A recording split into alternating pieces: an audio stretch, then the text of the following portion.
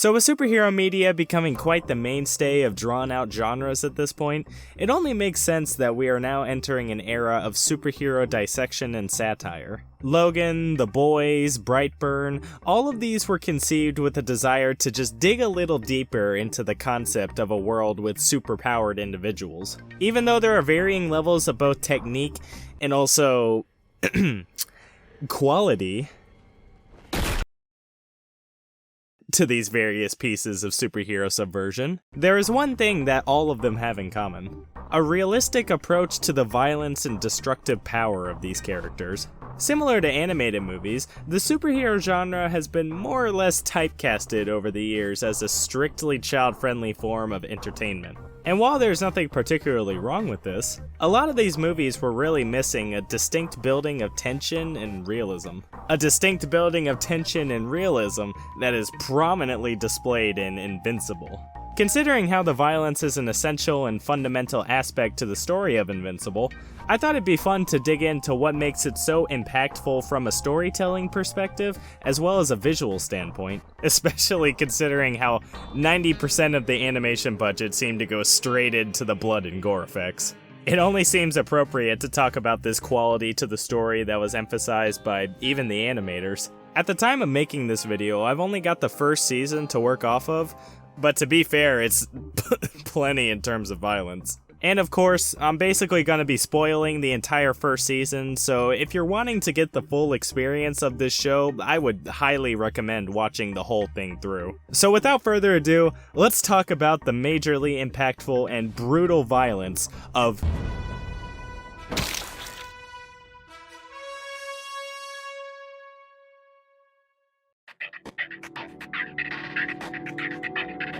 Of course, Invincible is a show all about subverting the expectations set forth by the audience. With the only restriction to the writers being the bounds of their imagination, Invincible was free to dive into the deeper, darker regions of a superhero story. The world is a typical fantastical universe with superpowers and alien races, but what makes it unique is the highlighting of super psychology. The overconfident, go-lucky main character of Mark is nothing new, but what freshens things up is the unholy treatment to the circumstances he's forced to navigate. In his first undertrained encounter with superhero business, he witnesses a multitude of innocent civilians being brutally slaughtered and ripped to shreds right before his very eyes. This of course traumatizes him because he had never really been exposed to any sort of first-hand violence during his upbringing, but the brilliant part about this character moment is that both Mark and the audience are adopting the exact same thought process at this point. The average expectation for this scene is for Mark to charge in and heroically save the day with not a casualty in sight, because that is what has happened time and time again in previous superhero stories we've consumed. After a little bit of physical training, the main hero is usually able to conquer pretty much anything the script throws at him.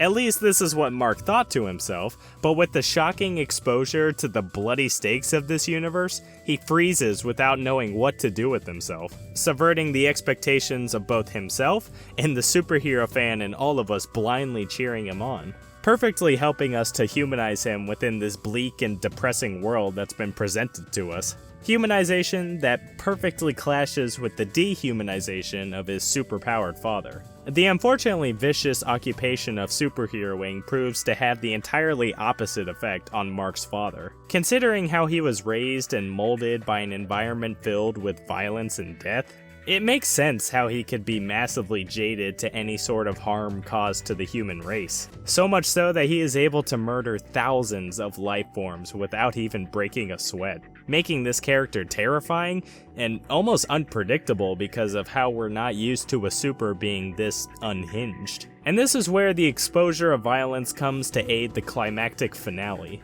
Up to this point, Mark has not been exposed to the sociopathic side of his father, so when Omni-Man first chops the Immortal right in front of his son, it is clear to him that he had failed in raising his son in his ideal way, without a shred of sympathy. To counteract this, Omni-Man resorts to slaughtering hundreds of civilians without missing a beat in order to really show Mark that he does not care about the human race. Civilians that are killed in a number of horrific ways, from a simple crush to an entire subway car bloodily being eviscerated by Omni-Man holding Mark. But there is one type of violence that actually manages to reach the deepest, darkest regions of Omni-Man's heart, and that is the violence against his son.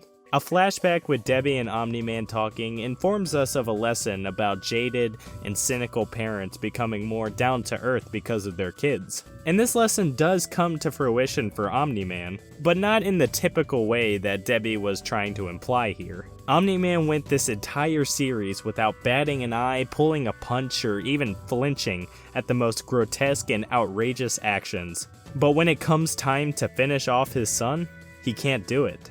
This could be due to Mark's sympathy rubbing off on him, or even the fact that his love for Mark is just too strong. Either way, the violence of this finale is brutal and unflinching up to this final moment of realization, perfectly highlighting and appraising the complex feelings of this character. However, while there may be a decent amount to highlight in terms of the violent storytelling in Invincible, I am also brutally interested in the technical aspects pumped in to make this violence as dense and horrifying as possible.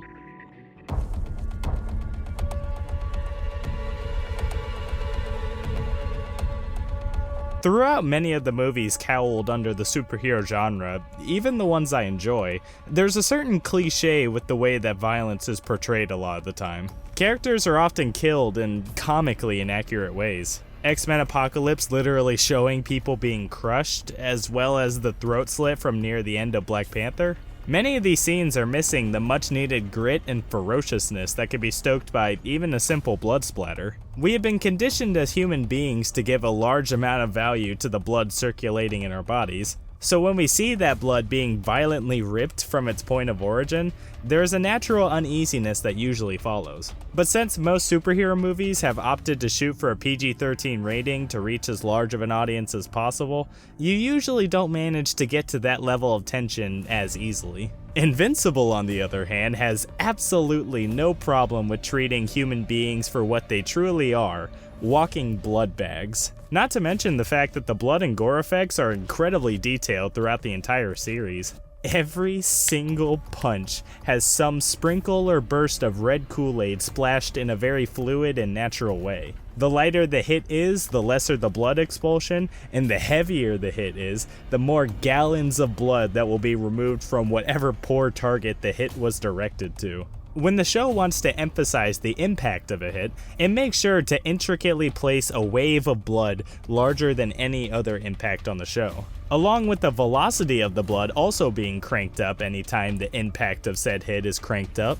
Any and every blood effect in the series has a consistent and vivid feel to it that makes the violence feel as intense as the psychological conflicts. These techniques are most prominently displayed in the fight between Omni-Man and Invincible, where literal fountain spurts of blood are violently shot out of Mark's body, as a clear indicator that Nolan is not holding back his punches in any way, shape, or form. And if you take a closer look at the animation frame by frame, the blood was treated enough to move in both a naturalistic and a frenetic way. Tiny little portions of blood would flow through the air, sometimes clumping together to form globs of all shapes and sizes that move side by side with the little dots of blood. And at the same time, some blood spurts were even designed to have multiple differentiated layers to them. If you look closely at the blood spewing from the Immortal's head from episode 1, you can see that there are actually two distinct layers of blood here. One clearer and more vivid shade of red on the frontal layer,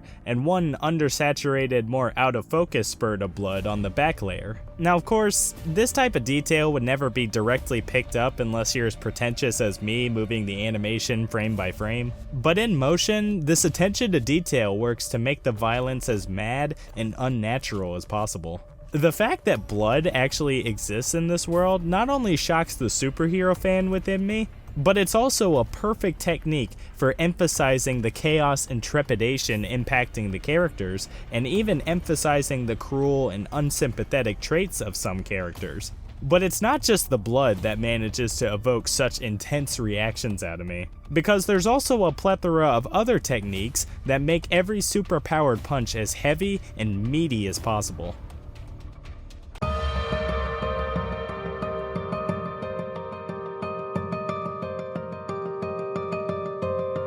While blood and gore is an incredibly obvious and in-your-face way to communicate the brutality of violence, there are multiple different techniques on the more subtle side that also massively showcase the power behind Invincible's violence. One of the most impressively implemented techniques is the momentum and weight communicated through each and every movement. Too many times, animated fight scenes are unable to properly choreograph the characters winding up and rearing their attacks, making the fight scenes seem inconsequential as a whole. Invincible, on the other hand, has absolutely no issue with characters hitting as hard as humanly possible, perfectly transmitting the momentum from their fist to the target. Some targets fly back for miles and miles, and some simply just get knocked back a couple of yards. And at the same time, when this momentum is put to a stop by a building or the ground, craters and complementary smoke effects are implemented to tell us that yes, that did indeed hurt.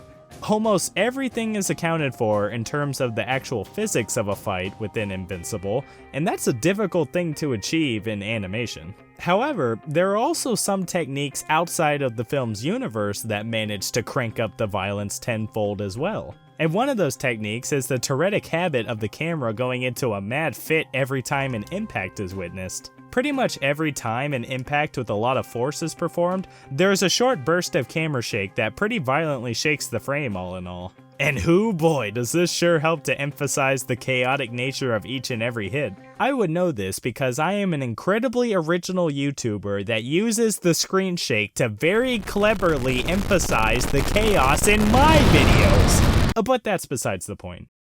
That point being that we haven't really been able to witness animated violence this clean for quite a while now. It's such a shame how animation is rarely given the mature treatment, because if it was a more commonplace practice, then we wouldn't even need to be subverted. Not saying that violence is necessarily needed to make something good and enjoyable, but it certainly makes stories more impactful when implemented correctly. So here's hoping that both Invincible Season 2 is good, as well as the next Despicable Me is R-rated. Now that's the film industry that I want to see. Thanks for watching.